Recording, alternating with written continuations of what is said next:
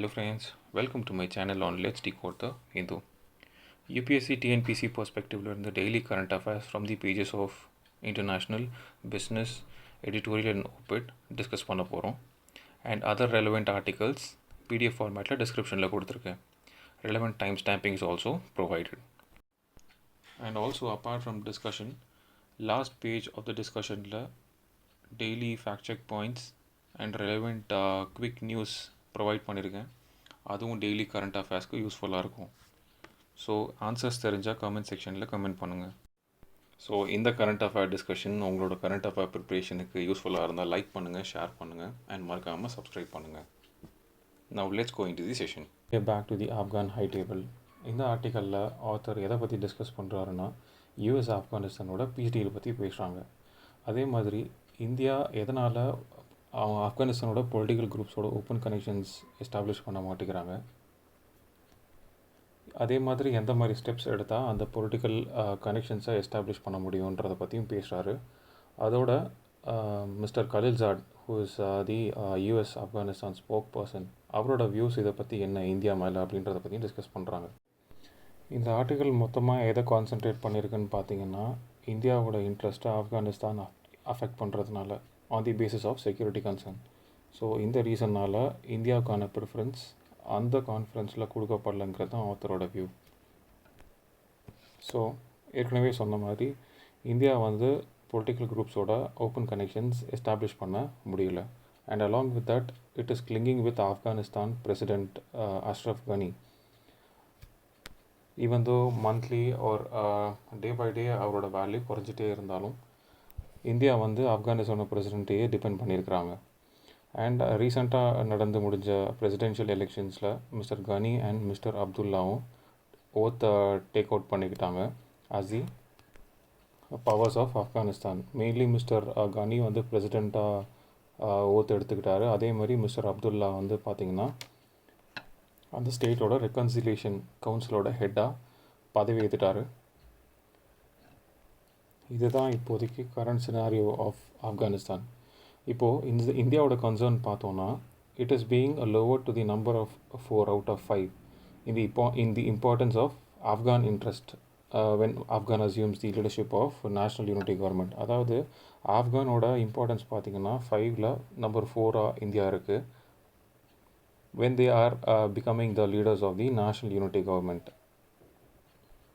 அந்த government September 2014 அமெரிக்காவால் help பண்ணப்பட்டு உருவாக்கப்பட்டுச்சு. So US என்ன think பண்ணுறாங்கன்னா it acts as a promoter in its own interest in Afghanistan. And இந்தியாவுக்கு மேலே என்ன எக்ஸ்பெக்ட் பண்ணுது அப்படின்னா India will protect them as best as it can. And இந்த problem இல்லாமல் இந்தியா என்ன யோசிக்கிறாங்கன்னா இந்த பாஸ்ட் ஹிஸ்ட்ரியில் ஆப்கானிஸ்தானோட எக்கனாமிக் டெவலப்மெண்ட்டில் எவ்வளோ ஹெல்ப் பண்ணியிருக்கு, but even now it has not been given a place in international diplomacy. So அதான் இந்தியாவோட மெயின் கன்சர்ன். ஸோ ஆத்தர் என்ன கேட்குறாருன்னா India should have ensure that it should have got a place on the table and should have devised ways to achieve that. அதாவது ஏதாவது ஒரு வழி மூலிமா அந்த டேபிளில் அந்த கான்ஃபரன்ஸில் இந்தியா டேக் பார்ட் பண்ணுறதுக்கு ஏதாவது செஞ்சுருக்கணும் அப்படின்றாரு. மெயின் ரீசன் ஏன்னு பார்த்தீங்கன்னா செக்யூரிட்டி கன்சர்ன்ஸ் இந்தியா மேலே அதிகமாக இருக்குது ஆப்கானிஸ்தானால். So since it affects India's interest on security concern, India step எடுத்து அந்த கான்ஃபரன்ஸில் டேக் பார்ட் பண்ணியிருக்கணும் அப்படின்றது தான் ஆத்தரோட கன்சர்னாக இருக்குது. ஸோ அவர் என்ன கேட்குறாருன்னா why did the powers not considered India's participation vital to the present peace making efforts. So அடுத்த கேள்வி என்ன கேட்குறாருன்னா யூஎஸ் ஆப்கானிஸ்தான் தாலிபான் பீஸ் டீலில் எதனால் இந்தியாவோட பார்ட்டிசிபேஷன் வைட்டலாக கன்சிடர் பண்ண வரல அப்படின்றது தான் அவரோட கொஸ்டின். ஸோ ஓவராலாக யூஎஸ் ஆப்கானிஸ்தானோட ஸ்போக்ஸ் பர்சனோட வியூ பார்த்தீங்கன்னா மிஸ்டர் கலில்சாத் சொல்கிறாரு India has reduced its role in international diplomatic efforts. So India open political connections establish பண்ணாததுனால அதோட ரோல் இன்டர்நேஷ்னல் டிப்ளமசியில் குறைஞ்சிருக்கு அப்படின்றத சொல்கிறாரு. ஸோ இது எல்லாத்தையுமே கன்சிடர் பண்ணிவிட்டு ஆத்தர் என்ன சொல்யூஷன் சொல்கிறாருன்னு பார்த்தீங்கன்னா இந்தியா எந்த மாதிரி ஸ்டெப்ஸ் எடுக்கணும் அப்படிங்கிறதையும் சொல்கிறாரு. என்ன சொல்கிறாருன்னு பார்த்தோன்னா it should have maintained a strong link with the Afghan government, build and support the traditional Afghan allies. So ஏற்கனவே சொன்ன மாதிரி ஒரு ஸ்ட்ராங்கான கம்யூனிகேஷன் லைன்ஸ் அவங்களோட பொலிட்டிக்கல் குரூப்ஸோட செட்டப் பண்ணோம். And they have to start talking with the Talibans. அதுதான் ஆத்தர் சொல்கிறாரு. And as the information from the past பார்த்திங்கன்னா, ஆப்கானிஸ்தானுக்கு இந்தியா வந்து for the past 18 years help பண்ணியிருக்காங்க since the Taliban were அவுட்ஸ்டர்ட் from the Kabul in 2001. So Taliban காபூலிலிருந்து 2001 வெளியேறினதுலேருந்து இந்தியா வந்து ஆப்கானிஸ்தானுக்கு 18 years ஹெல்ப் பண்ணிகிட்ருக்கு. Even then it is in the margins of international diplomacy on Afghanistan. So இது எதை ரெமினிசென்ட் பண்ணுது அப்படின்னு ரிசம்பிள் பண்ணுதுன்னு பார்த்தீங்கன்னா, in 1990s at Pakistan's instance, பாகிஸ்தானோட சுச்சுவேஷன் அந்த இன்ஸ்டன்ஸில் என்ன சொல்லுதுன்னா, India was considered a problem and kept out of crucial global forums on Afghanistan. So இந்த கரண்ட் சுச்சுவேஷன் பார்த்தீங்கன்னா, it is equivalent to this situation where Pakistan வந்து இந்தியாவை considered as a problem and kept it out of global forum. So as a way forward and solution author சொல்கிறது என்னன்னு பார்த்தீங்கன்னா, India needs to take a corrective diplomatic action even at this late stage. இந்த pandemic டைம்லேயும் இது இவ்வளோ லேட்டான situation ஆனாலும் India needs to take the correct diplomat action. And தாலிபான்ஸோட டைரக்ட் ஓப்பன் டாக் எஸ்டாப்ளிஷ் பண்ணணும் அப்படின்றத இந்த ஆத்தர் சொல்கிறாரு இந்த ஆர்டிக்கலில். ஸோ யூஎஸ் தாலிபானோட பீஸ் ட்ரீட்டி பற்றியும் அதோட பாஸ்ட் ஹிஸ்ட்ரி பற்றியும் அதோட ப்ராப்ளம்ஸ் பற்றியும் இன்னும் இன்டெப்த்தாக அனலைஸ் பண்ணணும், இன்னும் தெரிஞ்சுக்கணும் அப்படின்னு நினச்சிங்கன்னா, இன்னொரு வீடியோ நான் மேக் பண்ணணும்னு நினச்சிங்கன்னா கமெண்ட் செக்ஷனில் கமெண்ட் பண்ணுங்கள் friends. Labour rights are in free fall. இந்த ஆர்டிக்கலில் ஸ்டேட்ஸ் லைக் உத்தரப்பிரதேஷ், குஜராத், மத்திய பிரதேஷோட லேபர் ரைட்ஸ் கேன்சல் பண்ணப்பட்டிருக்கு. ஸோ அதை பற்றி பேசியிருக்காங்க. அதே மாதிரி மைக்ரண்ட் லேபர்ஸ் அண்ட் லேபரர்ஸோட ஃபண்டமெண்டல் ரைட்ஸ் எந்தளவுக்கு டினை பண்ணப்பட்டிருக்கு அப்படின்றத பற்றியும் பேசுகிறாங்க. ஸோ இந்த ப்ராசஸோட ப்ரோஸ் அண்ட் கான்ஸ் பற்றியும் இந்த ஆர்டிக்கல் டிஸ்கிரைப் பண்ணியிருக்கு. ஸோ இந்தியாவோட ஸ்ட்ராட்டஜி பார்த்திங்கன்னா, the ease of doing business and attracting foreign direct investment and domestic private capital increase பண்ணுறதுக்கு இந்த மாதிரியான process like cancelling labour laws வந்து யூஸ் பண்ணியிருக்காங்க. But the major insight is that, or the logic is being flexible labor and environmental laws. So இது ரெண்டும் பார்த்தீங்கன்னா தான் it's a key instrument for improvement in ranking. So இந்தியாவோட ranking இன்சிடென்டலாக பார்த்தோம் அப்படின்னா, it has been improved from 130 to 63 in 2019 because of this make in India programme. So இந்த current கான்டெக்ஸ்டில் பார்த்தோம் அப்படின்னா 4 labour laws by subsuming all 44 central labour laws. அந்த 4 labour laws பார்த்தோம்னா, 1 wages, second 1 industrial relation, third பார்த்தீங்கன்னா social security and occupational safety, fourth பார்த்தோம் அப்படின்னா health and working conditions. So the major concern பார்த்தோன்னா, இந்த லேபர் ரைட்ஸை கேன்சல் பண்ணுறதுக்கு முன்னாடி it was an undemocratic suspension of laws with tripartite discussion. So states வந்து சென்ட்ரோட அக்சென்ட்டோ எந்த ஒரு டிஸ்கஷனுமே இல்லாமல் டைரெக்டாக சஸ்பெண்ட் பண்ணது பெரிய ப்ராப்ளமாக இருக்குது. ஸோ எம்ப்ளாயீஸோட கன்சர்ன்லேருந்து பார்த்தோம் அப்படின்னா, இந்த points of social distancing, labour shortage, அவங்க என்ன சொல்கிறாங்க, we have increase the working hours. So பேரலாக பார்த்தோம் அப்படின்னா, the draft rules in the code on wages 2019 பில்லில் பார்த்தோம் அப்படின்னா, extension of work day by 1 hour has been written in there.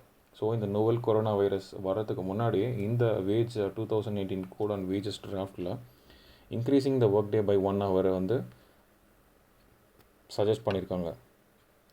So இன்னொரு ப்ராப்ளம் என்னென்னா, there is no provision for overtime pay in Madhya Pradesh and Gujarat. So இந்த மாதிரி overtime பார்த்ததுக்கான extra charges கொடுக்கறது இல்லை. But it is already available in Uttarakhand, Haryana, Rajasthan and Himachal Pradesh.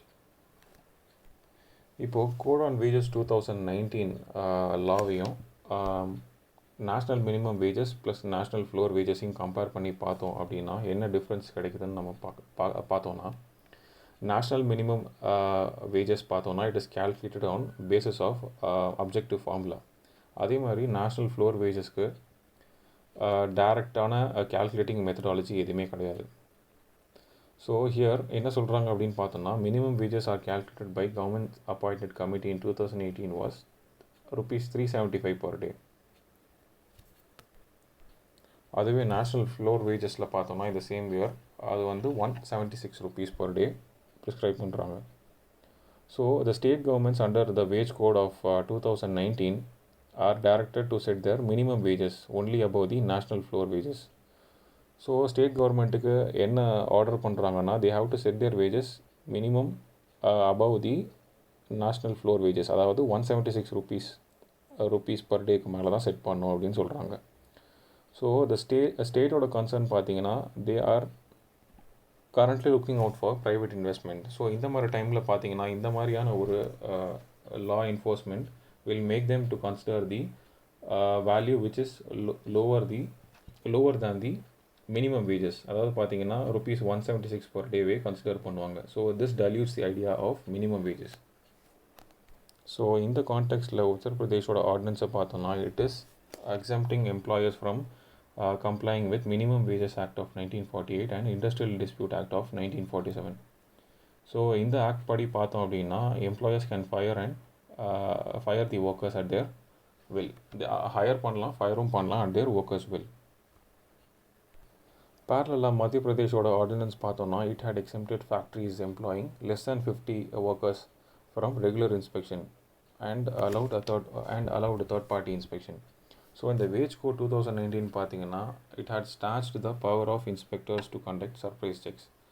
So இந்த மாதிரியான surprise செக்ஸை இந்த வேஜ் கோட் ஆஃப் 2019 ரிமூவ் பண்ணிடுச்சு அப்படின்னு இந்த ஆர்டிக்கலில் டிஸ்கிரைப் பண்ணுறாங்க.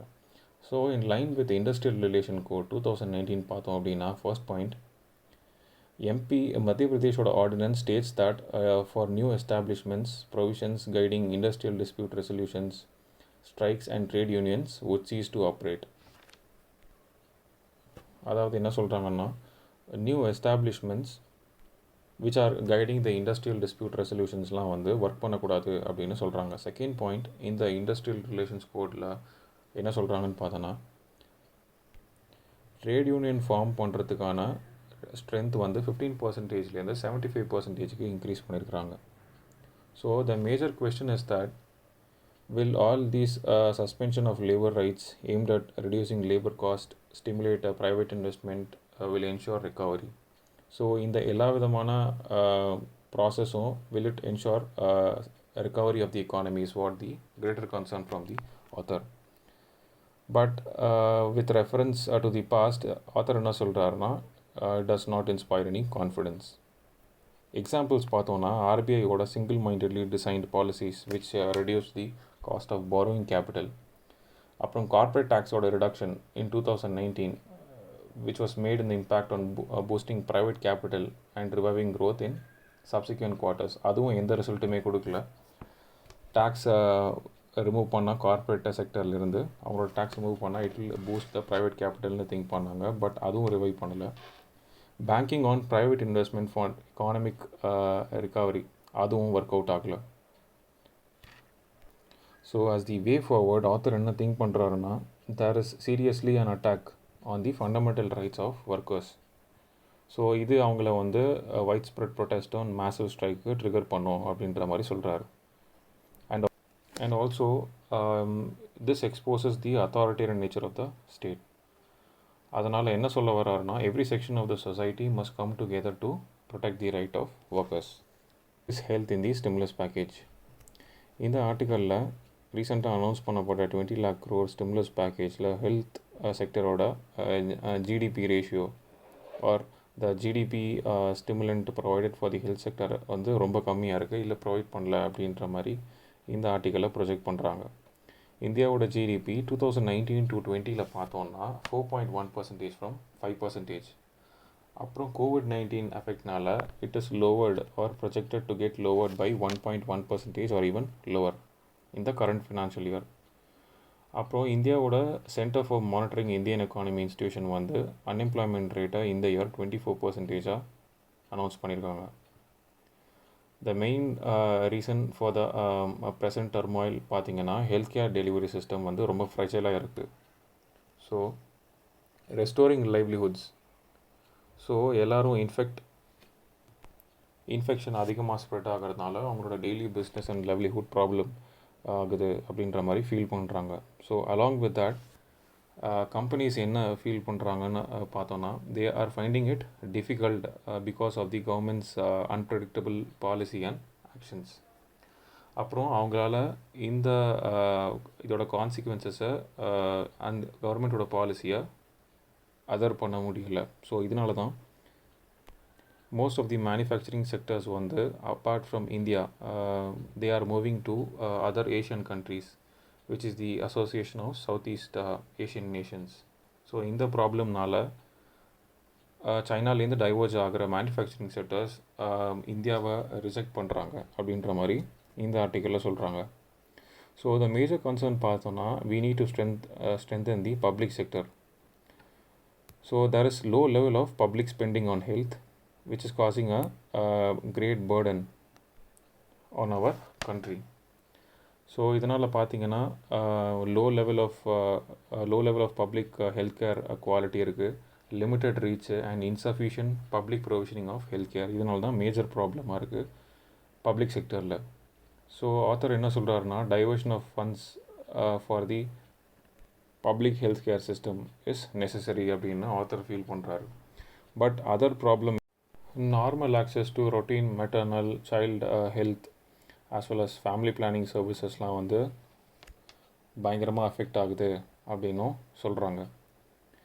பட் இந்த சேம் சர்க்கம்ஸ்டன்சஸை ப்ரைவேட் ஹெல்த் கேர் ஃபெசிலிட்டிஸை கம்பேர் பண்ணி பார்த்தோம் அப்படின்னா they are presently incapable and unwilling to help in this current pandemic situation. Private sector பார்த்தீங்கன்னா more than 93% of all hospital and around 64% of the hospital beds are from private hospitals, and 80 to 85% of all doctors are from private hospitals. So அவங்களோட major concern பார்த்தீங்கன்னா rapidly declining revenue and sharply eroding profits தான் அவங்களோட main கன்சர்னாக இருக்குது. So they are trying to close the hospitals even in this crisis. So as a way forward, author என்ன சொல்கிறாருன்னு பார்த்தீங்கன்னா, investment should be made in universal health coverage by reversing the financial neglect of public health care. So investment வந்து universal health care கவரேஜில் implement பண்ணணும். அதுவும் எவ்வளோன்னு பார்த்தீங்கன்னா 1% of GDP, out of which 70% for primary health care and strengthening health and wellness centres, primary health centres and community health centres. So மெயினாக ஜிடிபியிலிருந்து இப்போ announce பண்ண பேக்கேஜில் 1% should be allotted for this healthcare facilities. So as the last resorting point, author என்ன சொல்கிறாருன்னு பார்த்தீங்கன்னா, investing in health apart from improving people's well-being is also essential for accelerating and sustaining India's economic growth. Can Facebook's self-regulation ensure information hygiene? இந்த ஆர்டிக்கலில் author எதை பற்றி discuss பண்ணியிருக்காருன்னு பார்த்தோன்னா, problem from the social media platform. So example பார்த்தீங்கன்னா 2018 anti Muslim riots in Sri Lanka. So இதை face பண்ணி இதே மாதிரியான other social problems which had been created in this social platforms பற்றி பேசியிருக்காரு. ஸோ இந்த ப்ராப்ளம்ஸை எப்படி ரெக்டிஃபை பண்ணலாம் பை கோயிங் ஃபார்வர்ட் இன் ஃப்யூச்சரில் அப்படின்றத பற்றியும் ஆத்தர் டிஸ்கிரைப் பண்ணியிருக்காரு. ஸோ ரீசெண்டாக இந்த company like Facebook and other social media platform have no started acknowledging their role in aggravating the information universe and undermining the lives of millions. So இந்த மாதிரியான social ப்ராப்ளம்ஸுக்கு அவங்க பொறுப்பு அப்படிங்கிற மாதிரி they have started acknowledging. So the one basic example, the author had stated that Facebook apologizing for the role it played in 2018 anti-Muslim riots in Sri Lanka. So in house ப்ராப் என்ன கண்டுபிடிச்சிருக்காங்க அப்படின்னா, இந்த மாதிரியான ஒரு அக்ரவேட்டிங் கண்டென்ட் சோஷியல் மீடியாவில் போட்டதுனால it may have led to the deadly violence அப்படின்னு சொல்கிறாங்க. ஸோ இதுக்கான ப்ரிவென்டிவ் ஸ்டெப்ஸாக சோஷியல் மீடியா என்ன பண்ணியிருக்காங்கன்னு பார்த்தோம் அப்படின்னா, 2 ஸ்டெப் க்ரியேட் பண்ணியிருக்காங்க. அதாவது ஃபர்ஸ்ட் பார்ட் என்னன்னா, social media conglomerates have launched a content oversight board to look after the individual pieces of content on Facebook and Instagram.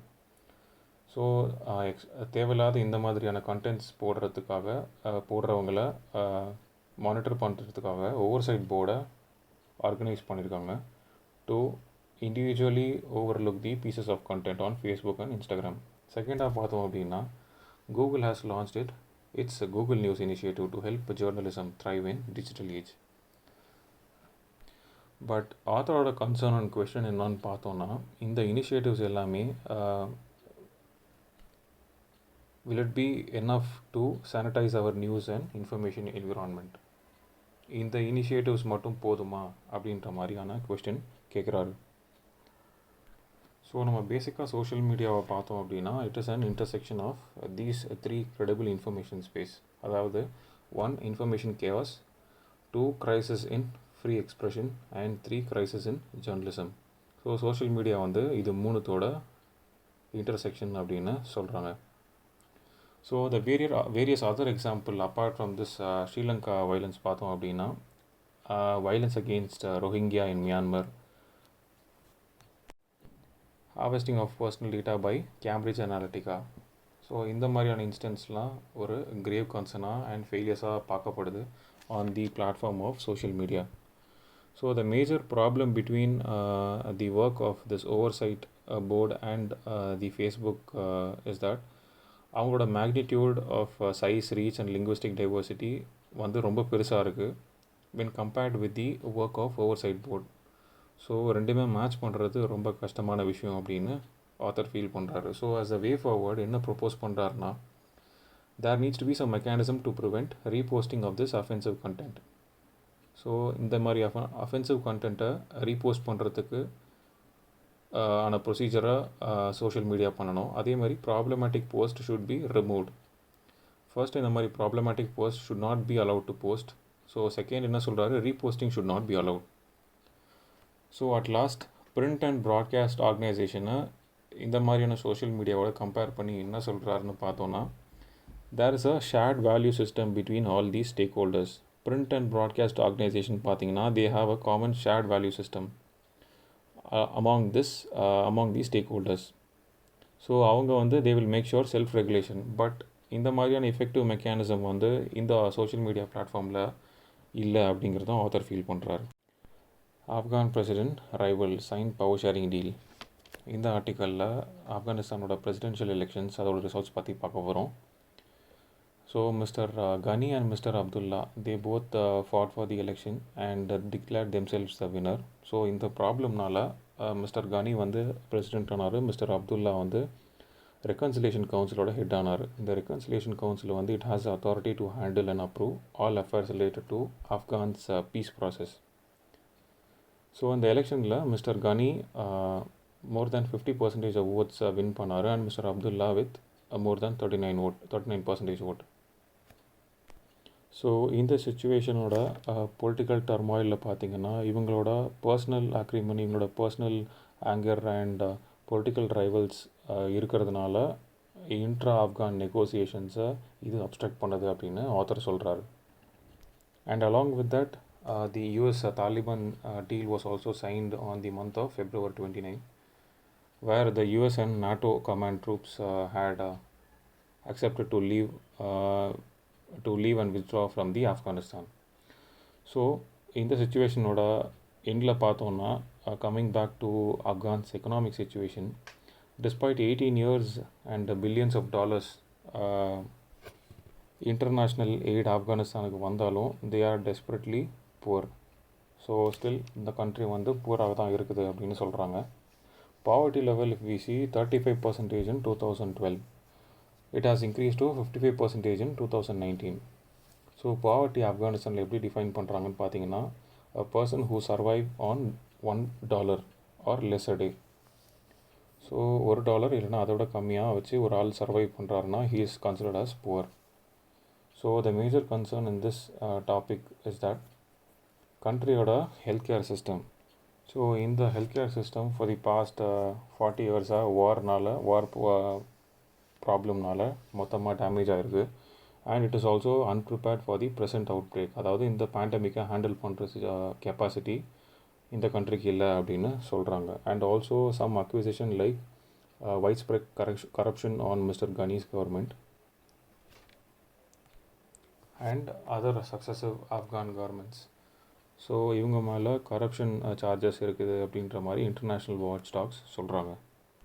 This really is paper gold. இந்த ஆர்டிக்கலில் sovereign gold bond பற்றி பார்க்க போகிறோம்.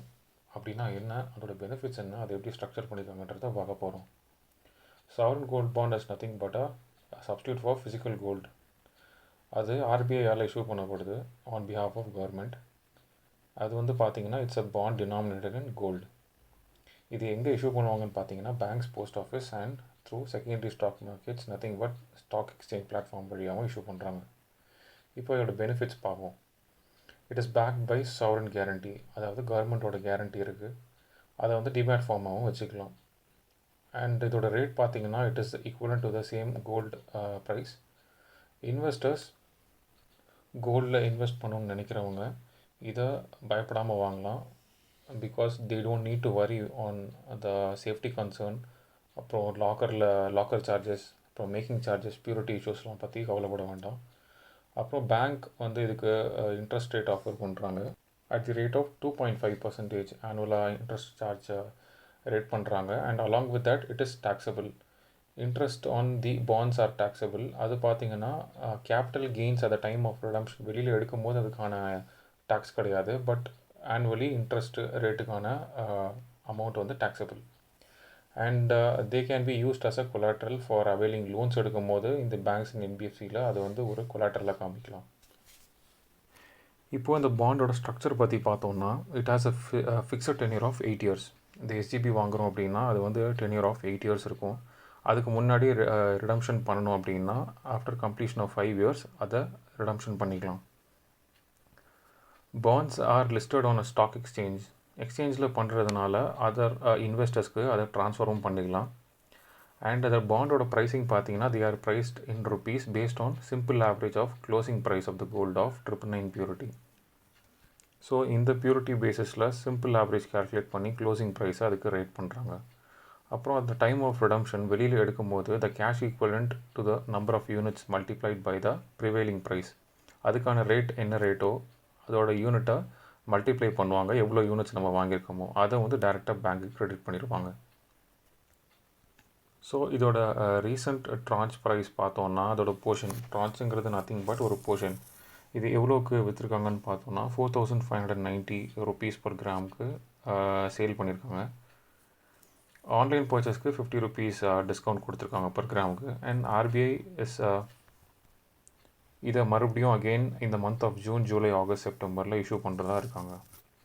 But இதோட risk ஃபேக்டர்ஸ்ன்னு பார்த்தோம் அப்படின்னா கோல்டோட எவ்வளோ ரேட்டுக்கு இருக்கோ அதோட வேல்யூ வந்து டேரெக்டாக பாண்ட் ப்ரைஸை அஃபெக்ட் பண்ணும். ஸோ இப்போது கோல்ட் ப்ரைஸோட வேல்யூ டேரெக்டாக குறைஞ்சது அப்படின்னா இது பாண்ட் ப்ரைஸோட வேல்யூவும் டேரெக்டாக அஃபெக்ட் பண்ணும். இன்றைக்கான நியூஸ் அனாலிசிஸ் இதோட முடியுது ஃப்ரெண்ட்ஸ். Relevant fact check points PDF ஃபார்மேட்டில் last page of the PDF டிஸ்கிரிப்ஷனில் ப்ரொவைட் பண்ணியிருக்கேன். அதே மாதிரி அதுக்கான ஆன்சர்ஸ் தெரிஞ்சதுன்னா கமெண்ட் செக்ஷனில் கமெண்ட் பண்ணுங்கள். அதோட இந்த வீடியோ பிடிச்சிருந்ததுன்னா லைக் பண்ணுங்கள், ஷேர் பண்ணுங்கள் அண்ட் மறக்காமல் சப்ஸ்கிரைப் பண்ணுங்கள்.